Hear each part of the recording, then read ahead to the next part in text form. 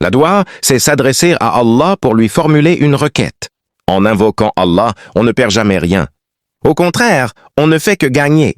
Allah nous enseigne clairement que la doua et l'invocation constituent en réalité une forme d'adoration. Et qu'est-ce qui se trouve au cœur de l'adoration? C'est précisément cette demande, adressée à celui dont on est convaincu qu'il détient la solution à nos difficultés, à celui qui peut nous accorder ce que nous désirons, parce qu'il est le seul et véritable propriétaire de toutes choses. Allah est tellement immense qu'il est même le propriétaire de notre propre existence, de toi comme de moi. Le jour où cette vérité s'installe vraiment dans le cœur, commence véritablement le chemin vers la reconnaissance profonde de son Seigneur. C'est cela, Allah subhanahu wa ta'ala. Ainsi, mes frères et sœurs, que vous leviez les mains ou non, toute doua et toute supplication débute par la glorification d'Allah, par la reconnaissance de sa grandeur, par l'envoi de prières et de salutations sur le prophète Muhammad sallallahu alayhi wa sallam, avant de présenter humblement à Allah ce dont on a besoin. Allah a inscrit en chacun de nous un besoin permanent. Personne ici présent, ni personne qui regardera ceci plus tard, ne peut honnêtement déclarer « Moi, je n'ai aucun besoin ». Pourquoi? Parce qu'Allah nous a créés avec cette particularité. Nous avons constamment besoin de lui, que cela nous plaise ou non. Tu as besoin d'Allah pour que ton cœur continue de battre, pour que tes poumons respirent, pour que tes yeux voient, pour que ton corps tout entier continue de fonctionner. Tu as besoin d'Allah subhanahu wa ta'ala pour absolument tout.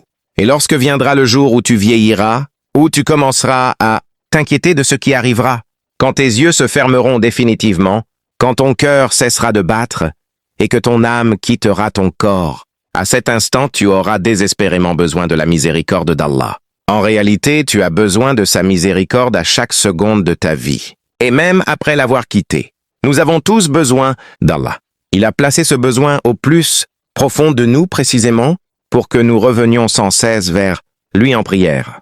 Quand nous disons « Oh Allah, accorde-moi le bonheur », nous reconnaissons en réalité qu'Allah est le seul véritable détenteur du bonheur. Lorsque nous implorons « Oh Allah, aide-moi à me marier », nous affirmons que les clés du mariage, les portes du mariage et tout ce qui en découle se trouvent exclusivement entre ses mains. Mes frères et sœurs, Allah nous a cependant dotés d'une capacité, d'une marge d'action. Il attend de nous que nous mettions cette capacité en mouvement pour atteindre ce que nous estimons bon pour nous. Imaginons quelqu'un qui dit « Oh Allah, je désire me marier ». Allah répond en substance « C'est écrit pour toi, je vais te l'accorder et je vais y mettre ma bénédiction. Mais maintenant, lève-toi !» Il faut parler, entreprendre des démarches, ouvrir la bouche, fournir des efforts concrets, d'une manière ou d'une autre. Sinon, comment espérer que cela se réalise? Certains se plaignent. Voilà 20 ans que je fais la doua et je ne suis toujours pas marié. La vérité, bien souvent, c'est que pendant ces 20 années, cette personne est restée allongée, n'a jamais quitté sa chambre, n'a jamais vraiment essayé. Que voulait-on qu'il arrive dans ces conditions? On ne peut pas rester immobile, les bras croisés, et attendre que tout tombe du ciel. Allah déclare « Je t'ai donné une capacité, alors serre-t'en ». C'est pourquoi, mes frères et sœurs, il est indispensable de continuer à supplier Allah sans relâche, tout en agissant dans la mesure des moyens qu'il nous a confiés. Et n'oublions jamais de lui demander même les choses les plus infimes, celles que nous considérons comme allant de soi. Avez-vous déjà dit un jour « Oh Allah, aide-moi à respirer normalement chaque jour » Subhanallah, nous oublions souvent de remercier Allah pour ce souffle qui nous semble si naturel. Ce sont généralement ceux qui connaissent déjà des difficultés respiratoires qui pensent à faire une telle invocation. Avez-vous déjà demandé « Oh Allah, permets-moi de conserver une vision claire comme aujourd'hui, aussi longtemps que tu me feras vivre ?» Nous oublions ces bienfaits parce que nous vivons immergés dedans. Quand on est plongé au cœur d'une bénédiction, on ne la remarque plus toujours. C'est précisément pour cela que le prophète sallallahu alayhi wa sallam nous a fortement encouragés à rendre visite aux malades. Il y a de multiples sagesses et bienfaits dans cette pratique, mais l'un des plus importants est celui-ci. En voyant la souffrance des autres, nous prenons conscience de la santé dont nous jouissons. Et lorsque nous rentrons chez nous, notre regard sur les bienfaits d'Allah change. La sunna nous enseigne à prononcer « Alhamdulillah ». Toute louange revient à Allah en disant « Louange à Allah qui m'a préservé et m'a accordé la santé et le bien-être là où cette personne a été éprouvée ». Lorsque tu observes quelqu'un traverser une épreuve, cela doit immédiatement t'inciter à la gratitude. Récemment, j'ai croisé un frère confronté à de sérieuses difficultés de santé. Aussitôt, la doua enseignée par le prophète sallallahu alayhi wa sallam m'est revenue à l'esprit. Oh Allah, je te remercie de m'avoir octroyé ce que tu ne lui as pas accordé. C'est une magnifique manière de rendre grâce à Allah. Mais comment manifester une véritable reconnaissance envers lui? D'abord et avant tout, en faisant de ton mieux pour devenir un meilleur croyant, en t'efforçant d'être une meilleure personne, en redoublant d'efforts dans la prière, dans l'obéissance à Allah et dans l'accomplissement de ce qu'il a ordonné. Au fond de toi, tu sais déjà parfaitement ce qu'Allah attend de toi. Je n'ai pas besoin de tout énumérer ici. En tant que croyant, tu connais les piliers de l'islam. Tu distingues le licite du prohibé, tu sais ce qui t'incombe. Allah désire que tu lui exprimes ta gratitude et que tu montres ta reconnaissance. L'une des façons dont il te le rappelle, c'est en plaçant sous tes yeux des personnes malades ou en difficulté. Par exemple, si quelqu'un subit une crise cardiaque, qu'Allah lui accorde une guérison complète. À cet instant précis, que dois-tu faire? Remercier Allah en disant « Oh Allah, je te remercie pour la santé que tu m'as préservée. » De la même manière, chaque fois que tu vois des gens en difficulté, que ce soit sur le plan financier, émotionnel ou physique, nous avons, en tant que croyants, le devoir de tendre la main, de les soutenir. Peu importe qui ils sont ou où ils se trouvent dans le monde, fais ce qui est en ton pouvoir pour les aider. Mais parallèlement, que leur situation te serve de rappel puissant. Remercie Allah pour les bienfaits dont il t'a comblé. Allah t'a accordé la paix, la stabilité, la tranquillité d'esprit. Allah t'a donné un emploi, un revenu, un toit au-dessus de ta tête. Allah t'a accordé un conjoint, des enfants ou une famille. Oui, ta propre situation peut sembler compliquée, mais crois-moi, il existe des gens qui traversent des épreuves bien plus lourdes. Tu ne prends conscience de la valeur de ce que tu possèdes que lorsque tu t'arrêtes, que tu médites et que tu réfléchis vraiment. Alors contemple les bienfaits d'Allah, plonge ton regard dans ses faveurs et adresse-toi à lui. Implore-le pour qu'il t'accorde le bien et ne cesse jamais de faire la doua. La supplication constante est ce qui maintient ton lien vivant avec ton Seigneur. Comme je l'ai mentionné, la doua commence par glorifier Allah, par lui exprimer ta reconnaissance, par envoyer des prières et des salutations sur le prophète Muhammad, sallallahu alayhi wa sallam. Pourquoi agit-on ainsi? Parce qu'en faisant cela, tu reconnais le don immense qu'Allah t'a offert. Il a envoyé le meilleur des messagers, la plus noble des créatures, pour t'enseigner de la manière la plus parfaite et la plus complète qui soit. C'est la raison pour laquelle nous débutons par l'envoi de salutations sur lui, avant de présenter nos requêtes, avant de supplier Allah. Mais supplie-le comme quelqu'un qui est dans un état de désespoir total, comme une personne pleinement consciente qu'elle est totalement démunie sans lui. Si ce n'était pas pour Allah, mes frères et sœurs, je ne serais pas debout ici devant vous. Vous ne seriez pas assis là.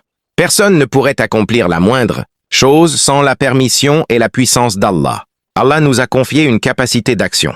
Une fois que tu as demandé à Allah, veille à ce que ta demande soit large et généreuse. Qu'est-ce que cela signifie? Cela veut dire que je ne prie pas seulement pour moi-même. J'invoque aussi pour les autres. Par exemple, « Oh Allah, bénis-moi, bénis cette personne, bénis ces gens-là, protège les habitants de Gaza, protège ceux de Syrie, ceux de Somalie, du Soudan, et tous les endroits où les cœurs sont dans la peine. Protège ceux que je connais et ceux que je ne connais pas. Protège les membres de nos communautés, nos familles, et même ceux qui sont assis ici ce soir et qui traversent des moments difficiles. Allahu Akbar. Que fais-tu lorsque tu formules une telle doua? Tu penses à tout le monde. Et combien cela t'a-t-il coûté? Rien du tout, pas un seul centime, en vérité. Lorsque tu invoques Allah pour quelqu'un d'autre, les anges répondent par une magnifique doua en ta faveur. Oh Allah, accorde à celui qui prie pour autrui quelque chose de meilleur encore que ce qu'il demande pour l'autre. Subhanallah, regarde comment Allah récompense ta sincérité. Il voit ton cœur, il voit que tu te soucies des autres.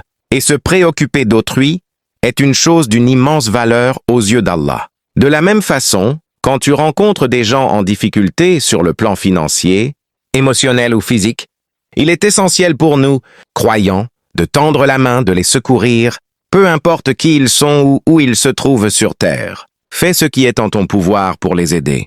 Mais en même temps, que leur épreuve te serve de rappel pour remercier Allah des bienfaits qu'il t'a accordés. Allah t'a offert la paix, la stabilité, la sérénité.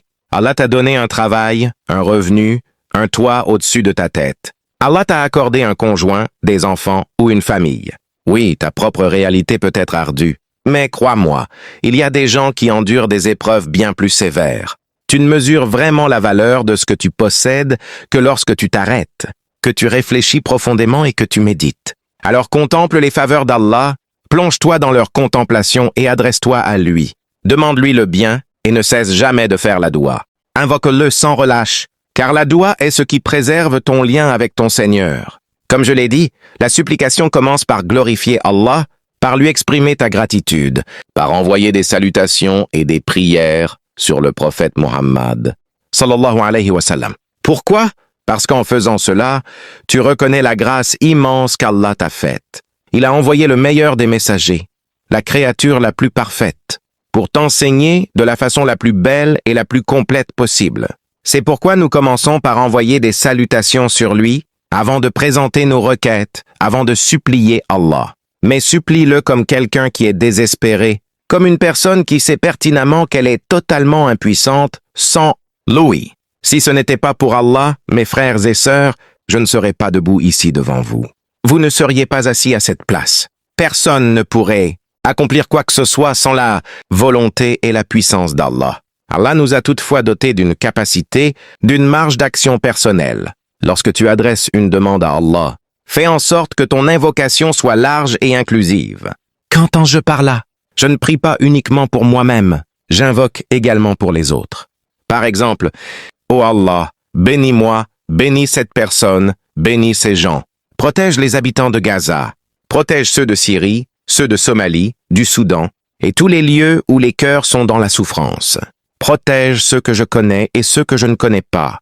Protège les membres de nos communautés, nos familles, et même ceux qui sont assis ici ce soir et qui traversent des épreuves. Allahu Akbar. Que se passe-t-il lorsque tu formules une telle doua? Tu portes dans ton cœur l'ensemble de l'humanité. Et cela t'a coûté combien? Rien. Pas le moindre centime, en réalité. Quand tu pries pour autrui, les anges répondent immédiatement par une invocation magnifique en ta faveur.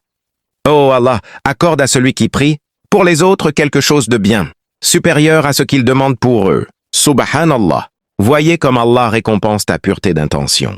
Il scrute ton cœur. Il voit que tu te préoccupes sincèrement des autres. Et se soucier d'autrui occupe une place immense auprès d'Allah. Même si tu ne peux pas apporter une aide matérielle, tu peux toujours commencer par la doua. Peut-être que je ne peux pas régler ton problème, peut-être que je ne peux pas être présent exactement comme tu le souhaiterais, mais je peux invoquer pour toi. Qu'Allah te bénisse, qu'Allah t'accorde le bien, qu'Allah ouvre pour toi les portes du soulagement. Est-ce que cela m'a coûté quelque chose? Rien du tout. Bien sûr, se lever physiquement et agir, concrètement pour aider, dépend de mes moyens et de mes possibilités. Tout le monde n'est pas en mesure de tout faire. Mais une chose est certaine, personne ne peut jamais dire « Je ne peux pas faire de doua ». Jamais. As-tu déjà prié pour les habitants de la Palestine? Si tu peux répondre par l'affirmative, sache que tu as déjà accompli quelque chose d'extraordinairement précieux pour commencer. Certains diront pourtant « La prière seule ne suffit pas ». Subhanallah, ne comprennent-ils pas que c'est justement le point de départ? C'est le premier pas véritable. J'ai prié pour quelqu'un qui est décédé. Que pouvais-je faire d'autre? J'ai invoqué « Oh Allah, pardonne-lui, enveloppe-le de ta miséricorde ». C'était beau, c'était puissant. Les anges eux-mêmes répondent alors « Oh Allah, accorde à celui qui prie, pour son frère ou sa sœur, quelque chose de meilleur que ce qu'il demande. Ou à tout le moins, accorde-lui l'équivalent. Wallahi, tu obtiendras au minimum la même récompense, voire bien davantage. Et tout cela t'a coûté quoi? Absolument rien. Et qu'as-tu reçu en échange? Permets-moi de te le dire. Dès l'instant où tu as prononcé « Oh Allah, oh mon Seigneur », tu as proclamé la grandeur d'Allah. Tu l'as adoré. Tu t'es relié à lui. Tu t'es branché directement sur ton Créateur. Cela seul représente une réussite immense, inestimable. Lorsque tu dis « Oh Allah, pardonne-moi », que se passe-t-il réellement? Tu es en train d'adorer Allah en lui demandant quelque chose qu'il est le seul à pouvoir offrir, le pardon absolu. Et ce pardon divin n'a rien à voir avec le pardon limité des êtres humains. Si je t'ai fait du tort et que je viens te dire « Frère, pardonne-moi », Que vas-tu faire? Peut-être répondras-tu « c'est bon, pardonner » ou peut-être « non, pas encore ». Explique-moi d'abord ce que tu as fait. Certains sont déjà venus me voir en disant « frère, pardonne-moi ». Je leur ai demandé « qu'as-tu fait exactement ?» Ils répondent « je suis gêné, je préfère ne pas le dire ».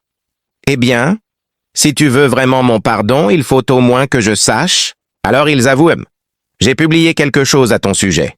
Quoi donc? Montre-moi le lien. Je l'ai supprimé. Tu vois? Moi je suis un être humain, je peux te pardonner ou refuser.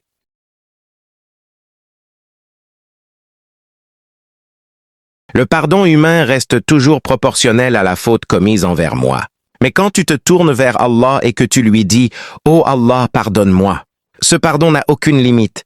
Il englobe absolument tout. Cela signifie « Ouais Allah, efface mes péchés, mes manquements, ceux dont j'ai conscience et ceux dont je n'ai même pas idée. Oh Allah, rapproche-moi de toi. Accorde-moi le paradis, embellis ma vie ici-bas. Rends mon existence belle et fais que tout s'améliore pour moi. » Et Allah répond simplement « Tu es pardonné. » C'est tout. Dès l'instant où tu ouvres sincèrement la bouche et que tu demandes son pardon avec un cœur authentique, la réponse d'Allah ne peut être que le pardon. Connais-tu un seul verset du Coran ou un seul hadith authentique où une personne demande sincèrement « Oh Allah, pardonne-moi » et où Allah la rejette? Jamais, pas une seule fois. La seule exception concerne celui qui manque totalement de sincérité, celui qui n'est pas sérieux, qui se moque complètement de sa relation avec Allah, qui n'en a rien à faire. Une telle personne ne se donnerait même pas la peine de demander pardon à Allah. Le simple fait que tu te tournes vers lui, que tu lèves les mains et que tu dis « Astaghfirullah, oh Allah, pardonne-moi » constitue déjà une preuve éclatante de ton lien avec lui. Mes frères et sœurs, le jour où ton âme sera retirée de ton corps, que ce soit rapidement ou lentement, doucement ou dans la douleur, ce moment varie pour chaque individu. Nous implorons Allah Tout-Puissant de rendre cet instant facile pour nous, de nous accorder un départ paisible et serein. Amin. Lorsque l'âme commence à quitter le corps et qu'elle remonte jusqu'à la gorge, à cet instant précis où tu ressens cette sensation dans la gorge, tu comprends que c'est trop tard. Tu ne peux plus demander le pardon d'Allah. C'est fini, c'est terminé. Le hadith nous enseigne qu'Allah accepte le repentir de son serviteur tant que l'âme n'a pas atteint la gorge. Et je vous ai expliqué ce que cela signifie réellement. Alors, mes frères et sœurs, hâtez-vous de demander le pardon d'Allah tant que vous en avez encore la possibilité, car il vous pardonnera toujours. Et si, après avoir imploré le pardon, tu commences à te demander « Suis-je vraiment pardonné? Allah m'a-t-il réellement accordé son pardon ?» Sache que ce doute ne vient pas d'Allah. Ce doute provient uniquement de Shaitan et de personne d'autre. Car Allah t'a clairement déclaré « Ne désespère jamais de ma miséricorde ». Passons maintenant à un autre type de doua. Tu dis « Oh Allah, accorde-moi un emploi. Oh Allah, donne-moi une épouse vertueuse, un époux pieux. Oh Allah, comble-moi de quelque chose d'extraordinaire. Oh Allah, bénis-moi avec des enfants. » Mashallah, même un enfant ici présent pourrait dire « Oh Allah, accorde-moi des enfants. » Et nous répondons qu'Allah t'en fasse don, Amin. C'est une invocation magnifique. Mais réfléchis un instant, quand tu es encore jeune et que tu demandes « Oh Allah, accorde-moi des enfants qui seront la fraîcheur de mes yeux. » Alors que tu n'es même pas encore marié. Voilà ce que j'appelle une doua tout en un. C'est comme ces bouteilles de shampoing que tu trouves en magasin. 3. En 1, shampoing, après shampoing et soin. Tu souris et tu te dis « Incroyable, un seul produit fait tout. » De la même manière, quand tu demandes « Oh Allah, donne-moi des enfants qui seront la fraîcheur de mes yeux. » Cela implique plusieurs étapes. D'abord, Allah doit t'accorder un conjoint. Ce conjoint doit lui aussi être la fraîcheur de tes yeux. Ensuite, Allah doit t'accorder des enfants. Et ces enfants doivent à leur tour devenir la fraîcheur de tes yeux. En réalité, c'est une demande complète, un package global. Alors, faut-il demander à Allah un conjoint ou des enfants? La réponse est simple. Demande-lui tout. Oh Allah, accorde-moi un conjoint qui sera la fraîcheur de mes yeux, et bénis-moi avec des enfants qui seront la fraîcheur de mes yeux. Mais arrête-toi un instant. Tu demandes à Allah un conjoint qui sera la fraîcheur de tes yeux? Et toi, seras-tu la fraîcheur des yeux de ce conjoint? C'est la vraie question. Peut-être es-tu un frère aux paroles dures, au comportement rugueux. Ou peut-être es-tu une sœur au tempérament très difficile, réfractaire au changement, toujours exigeante. Et pourtant, tu demandes à Allah la fraîcheur pour tes yeux. Mais quand ce conjoint arrivera, c'est toi qui risques de devenir la source de leur tourment. La chaleur qui brûle leurs yeux au lieu de les rafraîchir. Tout le monde le sait. Faire la doua, supplier Allah, c'est une chose dont tu ne perdras jamais rien. Jamais. Tu ne perdras absolument rien en invoquant Allah, en levant tes mains et en l'appelant avec ferveur. Imagine que je dise « Oh Allah, accorde-moi un conjoint », qu'alors que j'ai seulement 21 ans. L'année suivante, à 22 ans, je renouvelle la même invocation chaque jour. « Oh Allah, donne-moi un conjoint qui sera la fraîcheur de mes yeux. Accorde-moi une descendance pieuse, une belle famille, des beaux parents vertueux. Oh Allah, fais de moi ceci, octroie-moi cela. » Et je persiste jour après jour, sans jamais baisser les bras. 23 ans, 24 ans, les années défilent. 4, 5, 6, 7, 8 ans passent. Et pourtant, je continue d'invoquer, de supplier Allah sans relâche. Subhanallah. Permets-moi maintenant de te partager une vérité essentielle. Allah affirme que ta doua n'est jamais perdue. Que signifie cela? Cela veut dire qu'Allah t'accordera exactement ce que tu désires, précisément de la manière que tu l'imagines, au moment que tu souhaites, s'il le juge bon. Mais voici le point capital, celui que je veux que tu emportes avec toi ce soir.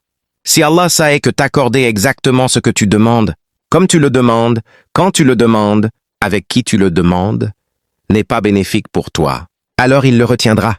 Et c'est là que surgit la véritable interrogation. As-tu confiance en Allah, oui ou non? Si tu places réellement ta confiance en lui, alors ton rôle se résume à ceci.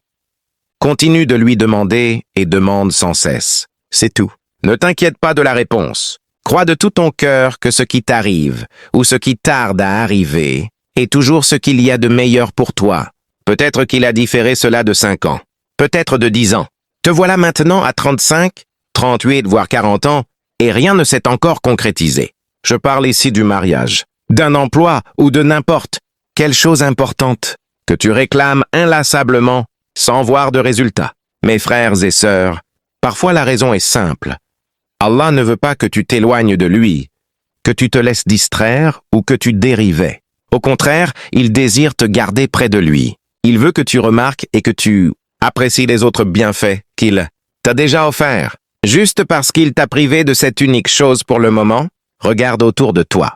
Peut-être as-tu un enfant exceptionnel qui t'écoute et te respecte. Et si cet enfant est très obéissant, écoute bien ses parents. C'est un cadeau précieux que beaucoup n'ont pas. Considère ta relation avec Allah de cette façon. Nous sommes comme de petits enfants et lui est notre Seigneur, notre Rab. Quand nous lui obéissons, quand nous faisons l'effort de nous vêtir correctement, quand nous nous appliquons à prier, à réciter le Coran, à demander pardon, à ne blesser personne, c'est ainsi que nous manifestons cette obéissance. Nous continuons d'essayer, même si nous trébuchons parfois. Nous persévérons dans l'effort. Maintenant, imagine que tu supplies Allah pour quelque chose, mais lui sait que c'est dangereux, nuisible ou simplement pas bon pour toi. Une chose dont tu ignores les conséquences parce que tu ne peux pas voir l'avenir. Est-ce que tu t'attends vraiment à ce qu'il te l'offre sans hésiter? Supposons qu'il te l'accorde. 5 ans plus tard, tu te mets à pleurer et à crier « Oh Allah, si tu savais que cette personne allait m'être enlevée dans un accident de voiture horrible, pourquoi me l'as-tu donné au départ ?» Et Allah te répondra « Mais c'est toi qui m'as supplié sans relâche, qui a pleuré, insisté, imploré pour l'avoir. Nous savions déjà ce qui allait se passer, mais face à ton insistance, nous te l'avons accordé. C'est précisément pour cela que parfois, quand Allah retient quelque chose, ce n'est pas un refus. C'est une protection. Un savant l'explique dans l'un de ses ouvrages. L'une des faiblesses humaines, c'est de demander à Allah de nous retirer d'un bienfait que nous n'avons même pas encore apprécié, en pensant que ce que nous avons n'est pas suffisant. Nous désirons entrer dans autre chose que nous imaginons ou supposons meilleur. Mais Allah, dans sa miséricorde infinie, ne nous le donne pas tout de suite, parce qu'il sait que rester dans notre situation actuelle est en réalité bien plus bénéfique pour nous que de passer à ce que nous réclamons. Mais voici la réalité, mes frères et sœurs. Quand une personne pleure, insiste, revient encore et encore, supplie sans cesse pour obtenir quelque chose, le plus triste dans tout cela, c'est que nous ignorons totalement l'avenir. Allah, lui, connaît l'avenir. Il sait parfaitement ce qui nous est profitable et ce qui nous est néfaste. Pourtant, quand tu persistes à pleurer devant Allah avec tant d'insistance, arrive un moment, par sa miséricorde, où il dit « Très bien, accordez à mon serviteur ce qu'il réclame. » Et quand Allah dit « Accordez à mon serviteur ce qu'il réclame », il finit par te l'offrir, même si c'était une erreur de notre part. À l'origine, par sa miséricorde infinie, Allah nous protégeait en nous maintenant dans le bienfait que nous avions déjà. Mais nous avons insisté, supplié, réclamé sans cesse quelque chose d'autre. Finalement, Allah répond « Très bien, je te l'accorde. » Et que se passe-t-il dès que tu l'obtiens? Immédiatement, le regret t'envahit. Tu te dis intérieurement « Dans quoi me suis-je embarqué? Quelle situation ai-je créée pour moi ?» Cela nous arrive fréquemment avec les emplois. Tu as un poste agréable, un salaire confortable, une stabilité, un certain bien-être. Puis, sans raison vraiment solide, tu te dis « Je quitte tout, il y a mieux ailleurs. » Il ne s'agit pas ici de licite ou d'illicite, changer de travail est permis. Nous parlons de quelque chose de plus profond. Parfois, tu cours après ce que tu imagines être supérieur, et dès le premier jour au nouveau poste, tu réalises « Mon Dieu, qu'est-ce que j'ai fait ?» Tu te sens piégé, stressé, rongé par les remords. Et là, tu murmures « J'aurais dû plutôt exprimer ma gratitude.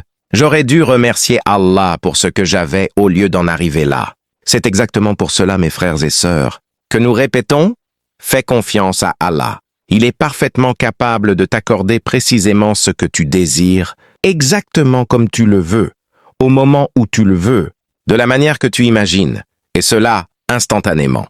Il en a la pleine puissance, mais s'il ne te le donne pas de cette façon précise, ne pense surtout pas une seconde que ta doua a été vaine. Non. Il peut t'offrir 1 million d'autres choses à la place, des bénédictions auxquelles tu n'as même pas songé. Parfois, tu demandes une seule chose, et en réponse à cette invocation, Allah déverse dans ta vie A, B, C, D, E, F, G, une abondance de bienfaits que tu n'avais jamais sollicité. Les gens autour de toi te regardent et disent « Ma sœur, tu es tellement comblé. Mon frère, regarde tout ce qu'Allah t'a accordé. » Et pourtant, toi, tu restes fixé sur cette unique chose que tu n'as pas encore obtenue. Et souviens-toi, parfois, Allah remplace ce que tu lui réclamais par quelque chose d'infiniment meilleur, une chose à laquelle tu n'avais même pas songé. Subhanallah, tu n'avais jamais demandé ces bienfaits-là. Pourtant, Allah te les a offerts grâce à ta persévérance dans l'invocation. Pose-toi maintenant la question. Faire la doua t'a-t-il coûté quoi que ce soit? Rien du tout. Ce qu'Allah attend de nous, c'est que nous revenions sans cesse vers lui, que nous continuions à lui demander. Alors, mes chers frères et sœurs bien-aimés, ne cessez jamais de supplier. Mais voici la clé essentielle. Abandonne la manière dont la réponse viendra entre les mains d'Allah. Laisse-le décider comment il veut te l'accorder, quand il veut te l'accorder, ou même s'il choisit de ne pas te l'accorder du tout. Et s'il ne te l'accorde pas, accepte avec joie. Pourquoi? Parce qu'Allah connaît l'avenir, pas toi. Allah sait ce qui est réellement bon pour toi, pas toi. C'est précisément pour cela que le vrai croyant trouve une paix profonde en remettant entièrement l'affaire entre les mains d'Allah. Beaucoup commettent une grave erreur. Ils invoquent Allah avec sincérité, ils pleurent devant lui, mais quand ils ne voient pas le résultat qu'ils espéraient, ils se sentent déçus par Allah. J'ai rencontré des personnes qui m'ont dit en face « Avant, j'adorais, je pleurais devant Allah, mais les années ont passé, rien n'est arrivé. Aujourd'hui, je ne ressens plus la même connexion dans ma prière. » Mes frères et sœurs, c'est une erreur profonde. Je les fais alors asseoir et je leur demande « Dis-moi, qu'as-tu déjà ?» Ils commencent à énumérer « J'ai une maison, j'ai un travail, j'ai ceci, j'ai cela. » Et je leur réponds « Te rends-tu compte que des milliers de gens dehors n'ont pas une maison comme la tienne? Beaucoup n'ont pas un emploi comme le tien. Beaucoup n'ont pas les bienfaits dont tu jouis en ce moment. Parfois, ils répliquent « Mais je n'ai pas d'enfants. » Juste les enfants? Comme si c'était la chose la plus énorme au monde. Dans ta propre communauté, il y a peut-être 10 000 autres personnes dans la même situation. Mais à cause de tes larmes et de tes invocations répétées pour avoir des enfants, Allah t'a déjà comblé de tant d'autres faveurs. Une santé parfaite, une belle apparence, la capacité de réussir, des gens bienveillants autour de toi, de l'amour, de l'honneur et du respect de la part de ceux qui t'entourent. Tout cela provient directement de tes douas, mais tu ne l'as peut-être pas remarqué. Et ceci n'est qu'un exemple parmi tant d'autres. Qu'Allah accorde à chaque couple sans enfant des enfants pieux et magnifiques. Amin. Pense maintenant à un autre cas. Quelqu'un vient me voir et me dit S'il te plaît, fais une doua pour moi. Et si je suis atteint d'un cancer ou d'une autre maladie incurable, et que je dis chaque jour qu'Allah accorde la guérison à tous ceux qui luttent contre le cancer ou toute autre affection. Amin. Je continue d'invoquer « Oh Allah, guéris-moi, accorde-moi la shifa » et tout en suivant les traitements, en essayant tous les moyens possibles. Pourtant, malgré tout cela, mon état semble s'aggraver de jour en jour. Maintenant, rappelle-toi ce que je t'ai demandé plus tôt. Fais-tu confiance à Allah? Si tu places une véritable confiance en lui, alors le fait d'être guéri ou non n'a aucunement pour effet d'affaiblir ton lien avec Allah. Au contraire, dans bien des cas, c'est l'inverse qui se produit. Allah déclare « Par le fait que tu n'as cessé de pleurer vers moi, alors que je savais déjà que ta mort surviendrait dans 2 semaines, et malgré cela tu as continué à m'appeler, en croyant fermement en ma puissance, en ma capacité, en ma seigneurie absolue et en mon contrôle total. C'est précisément grâce à cette foi inébranlable que je pourrais t'accorder le paradis, sans aucun compte à rendre. Était-ce digne d'intérêt? Absolument. Permets-moi de te poser la question. Si aujourd'hui on t'offrait le choix entre être guéri ici-bas, dans cette vie d'ici, la dunya, ou entrer directement au paradis sans aucun jugement pour l'éternité, lequel choisirais-tu? Les plus âgés parmi nous répondent sans hésiter, le paradis sans compte. Sans aucun doute? Les plus jeunes disent souvent, j'ai encore envie de vivre, de profiter un peu de la vie d'abord. Et puis, il y a ces jeunes astucieux qui répliquent « Je veux les deux », qu'Allah nous facilite à tous. Mais la vérité, mes frères et sœurs, c'est que la seconde option, le paradis sans reckoning, est infiniment plus sage et plus réaliste pour un croyant. Parce qu'au final, nous allons tous mourir un jour. Personne ne reste éternellement dans ce monde. Alors, combien de temps souhaites-tu réellement vivre? 80 ans? 70? Peut-être un peu plus si Allah le veut. Mais même si tu atteins cet âge avancé, à cet instant précis, devine ce qui va se produire. Tu vas partir quand même. Celui qui devra inévitablement retourner vers Allah, quoi qu'il arrive. Et quand viendra le moment de ce retour vers Allah, que se passera-t-il? Est-ce une chose négative ou positive pour le croyant? Absolument pas négative. Au contraire, c'est une chose merveilleuse, Inch'Allah. J'ai toujours cet espoir profond que ce sera une bénédiction. Pourquoi? Parce que nous faisons des efforts pour accomplir le bien, pour respecter nos devoirs, pour obéir à Allah. Oui, nous sommes des êtres humains, nous trébuchons, nous commettons des erreurs, nous nous égarons, nous péchons, mais en même temps, nous revenons vers lui pour implorer son pardon. Et Allah est le plus pardonneur, le très miséricordieux. Je ne crois pas que nous soyons mauvais. Nous sommes faibles, mais pas mauvais. Qu'Allah nous pardonne, qu'il passe sur nos défauts, et qu'il fasse que ceux que nous avons lésés nous pardonnent également. Car lorsque le pardon vient à la fois d'Allah et des créatures, le chemin vers l'au-delà devient bien plus aisé. Mais garde en tête ceci. Il ne s'agit pas toujours d'obtenir exactement ce que tu désires. Il s'agit de croire fermement qu'Allah t'accordera ce qui est réellement meilleur pour toi. Subhanallah. Parfois, nous nous accrochons désespérément à une seule chose, alors qu'Allah sait qu'elle n'est pas bénéfique pour nous et qu'il a préparé quelque chose de bien plus grand. L'istikhara n'est pas une question de rêve.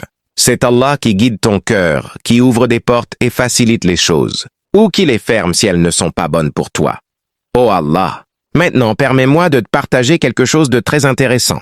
Lorsque tu souhaites quelque chose d'important dans la vie, par exemple te marier ou prendre une grande décision, il existe une invocation magnifique que le prophète sallallahu alayhi wa sallam nous a enseignée.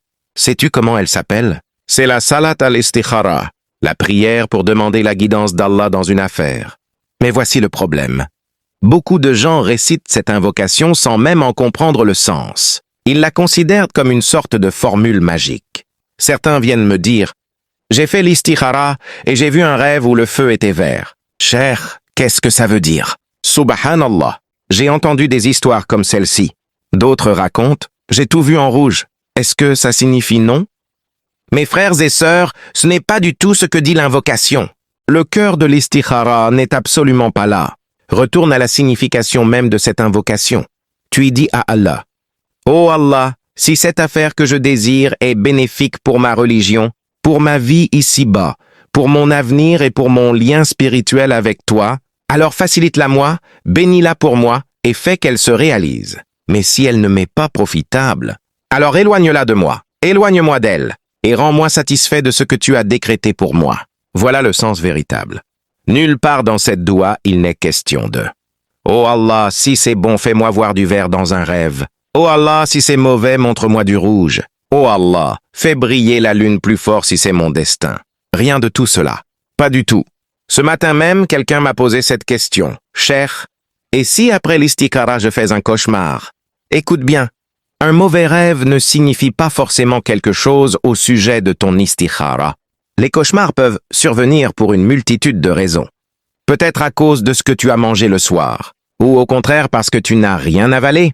Peut-être ton traitement médical, peut-être ton épuisement extrême, ou même le type de film ou de contenu que tu as regardé avant de dormir. Cela peut venir de n'importe quoi, mais cela n'est pas obligatoirement lié à ton istikhara. Pourquoi? Parce que l'invocation de l'istikhara ne parle jamais de rêve. Cela dit, il arrive parfois qu'après avoir accompli l'istikhara, tu ressentes une profonde sérénité. Tu te réveilles le cœur apaisé, avec une paix intérieure. C'est un signe encourageant. Car dans la doua, tu demandes « Oh Allah, si cette chose est bonne pour ma foi, ma vie terrestre, mon spiritualité et mon lien avec toi, alors rends-la facile pour moi. » Imaginons que tu invoques Allah au sujet d'un emploi. Tu répètes cette invocation avec sincérité. Le lendemain, tu sors et quelqu'un t'interpelle soudain. « Hé, il y a un poste ouvert dans mon entreprise. Ça t'intéresse de postuler ?» Tu te dis « Subhanallah, hier encore je faisais cette doua, et voilà qu'une opportunité se présente. » C'est un signe. Tu postules, et parmi des centaines de candidats, tu es retenu dans les 10 premiers. C'est un autre signe clair. Allah est en train d'ouvrir les portes pour toi. Alors, tu te rends à l'entretien, et on te dit « Vous êtes le candidat idéal. » Le salaire est de 10 000 par mois. Subhanallah, Allah a rendu les choses fluides pour toi, étape par étape. C'est cela, le résultat positif de l'istikhara, une facilité, des portes qui s'ouvrent, des occasions qui surgissent naturellement. Mais il arrive aussi que, sur le chemin de l'entretien, quelqu'un t'insulte. Ta voiture tombe en panne, tu rates le rendez-vous, les obstacles s'accumulent. Que faire dans ce cas? Simplement dire « Alhamdulillah, oh Allah, je te fais confiance. » Car ces empêchements pourraient bien être des signes d'Allah indiquant que ce n'est pas pour toi.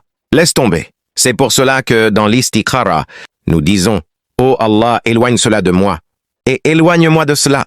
Parfois, Allah bloque tout pour te préserver. Et cela ne concerne pas seulement les emplois ou les propositions de mariage. Les personnes traversant des unions compliquées font aussi cette invocation. « Oh Allah, montre-moi un signe.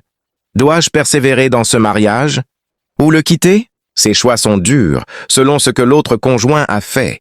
Mais même là, Allah peut t'envoyer des indices, ouvrir tes yeux et orienter ton cœur. Qu'Allah Tout-Puissant nous accorde le bien et la clarté dans toutes nos décisions. Mais, mes frères et sœurs, l'essentiel réside dans cette splendide invocation de l'istikhara, où nous déclarons « Oh Allah, si cela ne m'est pas profitable, garde-le loin de moi. » C'est l'esprit d'un vrai croyant. C'est l'attitude que toi et moi devons adopter tout au long de notre existence. Imagine, tu désires ardemment quelque chose. Tu pleures pour l'obtenir, ton cœur en brûle, mais tu ajoutes quand même « Oh Allah, si c'est bon pour moi, fais-le advenir. Si ce n'est pas bon, éloigne-le de moi. » Voilà à quoi ressemble la foi authentique. Voilà ce que signifie placer sa confiance en Allah. Le hadith rapporte que le prophète sallallahu alayhi wa sallam enseignait cette invocation de l'istikhara à ses compagnons comme s'il leur apprenait un verset du Coran. Subhanallah, peux-tu imaginer? Il la soulignait avec tant d'insistance, la répétait si souvent, qu'il l'apprenait comme un passage sacré du Coran. Pourquoi? Parce qu'elle renferme une leçon puissante, une confiance totale en Allah. Wallahi, c'est fondamental. C'est vital pour toi et moi de bien en saisir le sens. Tu déclares à Allah, je te fais une confiance absolue, si totale que même si je suis désespéré, même si les larmes coulent sans arrêt, même si j'ai l'impression que je ne pourrai pas vivre sans cette chose. Oh Allah, si elle n'est pas bonne pour moi, ne me la donne pas. Allahu Akbar. Voilà la véritable soumission. Voilà l'amour sincère pour Allah. C'est précisément cela qui te protège du regret et des blessures profondes, mes frères et sœurs. Imagine un petit enfant en pleurs, suppliant son père de lui donner un pistolet. L'enfant ignore totalement le danger, mais le père, lui, sait. Par pur amour, le père refusera de le lui remettre. même si l'enfant hurle, se roule par terre ou pleure pendant des heures. Pourquoi? Parce que ce père sait que cela causerait un mal irréparable à son enfant. Maintenant, réfléchis à notre situation et à nos invocations. Souvent, nous pleurons devant Allah. Oh Allah, accorde-moi cet emploi, ce mariage, cette richesse, ce projet que j'ai en tête. Mais Allah connaît ce que nous ignorons. Exactement comme ce père qui protège son enfant, Allah peut retenir quelque chose loin de toi. Non pas parce qu'il t'aime peu, mais parce qu'il t'aime trop pour te laisser t'approcher de ce qui te détruirait. C'est exactement pour cette raison que le prophète sallallahu alayhi wa sallam nous a enseigné cette magnifique invocation de l'istikhara. Oh Allah, si c'est bon pour moi, fais-le advenir. Si c'est mauvais pour moi, éloigne-le de moi. Subhanallah, tu vois le lien? C'est le même principe. Allah retient quand c'est dangereux, même si toi et moi supplions avec désespoir. Alors, quand ta doua semble ne pas recevoir de réponse, ne pense surtout pas qu'Allah t'a ignoré. Pense plutôt, Allah m'a protégé. Allah m'a sauvé de moi-même. C'est cela, la foi authentique. C'est cela, la confiance véritable. La patience ne signifie pas que tu ne pleures pas. Elle ne veut pas dire que tu ne ressens pas la douleur, que tu n'as pas ce vide qui serre la poitrine. Tu es un être humain, tu pleureras, ton cœur se brisera. Mais la patience, c'est de continuer, à travers ses larmes, à glorifier Allah. C'est, au milieu de cette peine, de prononcer encore des paroles de bien. C'est, pendant cette épreuve, de te tourner encore vers Allah. Et je te le promets, si tu endures avec cette forme de patience, Allah ne t'accordera rien de moins que le paradis. Rien de moins. C'est pourquoi Allah évoque la patience dans le Coran d'une manière si particulière.